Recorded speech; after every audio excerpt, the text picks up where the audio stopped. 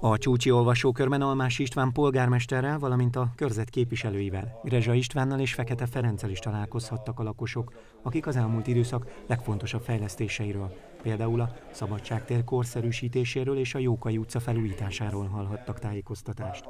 Almássy István kiemelte, hogy a vállalkozók bevonásával készül Hódmezővásárhely gazdaságfejlesztési koncepciója, amely a szakképzés átszervezésével karöltve pesdítheti fel a város gazdasági életét.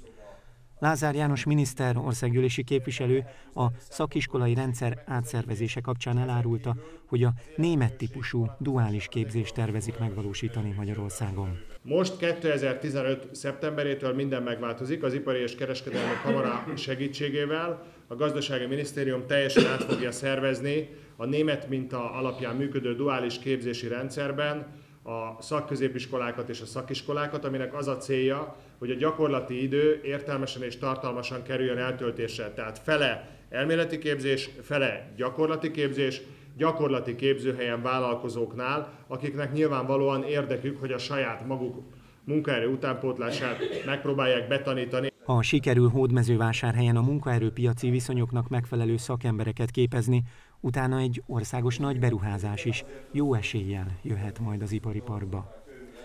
Kiemelt cél továbbá, hogy minél egészségesebb legyen a város.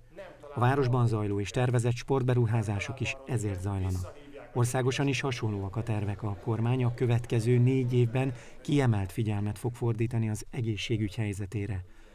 Az elmúlt időszakban 500 milliárd forintot költött a magyar állam az egészségügyi infrastruktúra fejlesztésére, ezért a jövőben az egészségmegőrző és betegségmegelőzés területén is komoly befektetések lesznek. A cél a várható élettartam kitolása, ezért a kötelező szűrések bevezetésén érdemes lehet elgondolkodni, ugyanis éves szinten több 10 000 ember életét lehetne megmenteni velük. Emellett a házi orvosi szakma becsületét is vissza kell adni a miniszter szerint. A következő 4 esztendőben nagyon fontos rendezőelv lesz, hogy a megépített kórházi infrastruktúrában magas színvonalú szakmai munka jöjjön létre, és ez hozzájáruljon ahhoz, hogy az emberek egészségesek tudjanak maradni minél tovább, elkerüljék a betegséget, aki pedig súlyos beteg, minél hamarabb jó kezekbe kerüljön. Jelentősen növelni fogjuk a következő években a házi orvosokra költött kiadásokat, megemelkedik a házi orvosok állami támogatása, több feladat és felelősség is hárul a házi orvosokra. Kallai Árpád, a Vásárhelyi Kórház főigazgatója lakossági kérdésre elárulta, hogy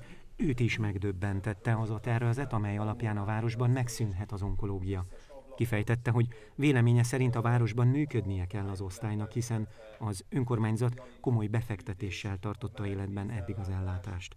Almássy István polgármesterrel és Lázár János képviselővel közösen veszik fel a kapcsolatot a működtető egyetemmel, hogy februártól is lehessen Hódmezővásárhelyen onkológiai szakrendelésre járni. A fórumon az is kiderült, hogy nem fog megszűnni a 40 éves munkaviszony utáni nyugdíjazási rendszer.